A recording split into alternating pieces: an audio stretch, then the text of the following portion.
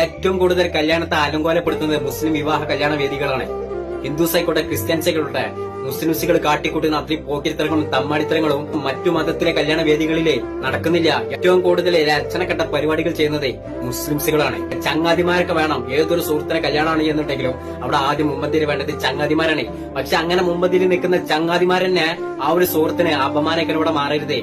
സ്ത്രീകളുടെ അടിവസ്ത്രമായിട്ടുള്ള ഷെമ്മീസ് ഇട്ടിട്ടാണ് ഇവരിവിടെ ഈ കാട്ടിക്കൂട്ടുന്നത്. ഇതൊക്കെ ഇവരുടെയൊക്കെ വിചാരം ഇതൊക്കെ ഭയങ്കര സംഭവമാണ്, ഭയങ്കര എൻജോയ്മെന്റ് ആണ്. കാണുന്ന ആൾക്കാർ ഇതൊക്കെ കണ്ടു ചിരിക്കും, സന്തോഷിക്കും എന്നൊക്കെയാണ് ഈ കാട്ടിക്കൂട്ടുന്ന ഈ തേറിക്കട്ടവന്മാരുടെ ഒക്കെ വിചാരം. അല്ലെങ്കിലും ഈ ഒരു കുടുംബത്തിൽ എന്താ ആണുങ്ങളൊക്കെ ആയിട്ട് പറഞ്ഞിട്ടുള്ള ഒരാളും പടില്ല. ഇതെന്നൊക്കെ പറയണത് എന്താണെന്ന് അറിയോ? നടപ്പുറത്തെ നാട്ടിലെ ഡബിൾ സ്ട്രോങ് ആയിട്ടുള്ള കാരണന്മാർ ഈ ഒരു ഫാമിലിയിൽ ഇല്ലാത്തത് കാരണം കൊണ്ടാണ് ഈ കാണുന്ന ഏരപ്പന്മാരൊക്കെ ആ സ്റ്റേജിൽ കയറിക്കാണ്ട് നിരങ്ങിട്ട് ആ കല്യാണത്തെ കണ്ട് അലങ്കോലപ്പെടുത്തി കൊടുക്കണത്. അങ്ങനെ ഒരാൾ ആ കുടുംബത്തിലുണ്ട് എന്നുണ്ടെങ്കിൽ ആ കാട്ടിക്കൊടുന്ന ഏരപ്പന്മാരെ പിടിച്ചാണ് ചവിടാൻ കുട്ടി അടിച്ച് പൊട്ടിച്ചിട്ട് മൂലക്കലാണ് ആക്കി കൊടുക്കണം. അപ്പൊ പഠിച്ചോ ഇവരെ പോലെയുള്ള ചേറ്റകള്. കല്യാണം എന്നൊക്കെ പറയണത് ഒരാണും പെണ്ണ് പുതിയ ജീവിതത്തിലേക്ക് കാലെടുത്ത് വെക്കുന്ന നല്ലൊരു ദിവസമാണ് കല്യാണ ദിവസം എന്ന് പറയണത്. അതേ ദിവസം തന്നെ ഇവരെ പോലെയുള്ള ചേറ്റകളായിട്ടുള്ള ചങ്ങാതിമാര് വന്നു കണ്ടാണ് അതങ്ങോട്ട് നശിപ്പിച്ചങ്ങോട്ട് കൊടുക്കണത്.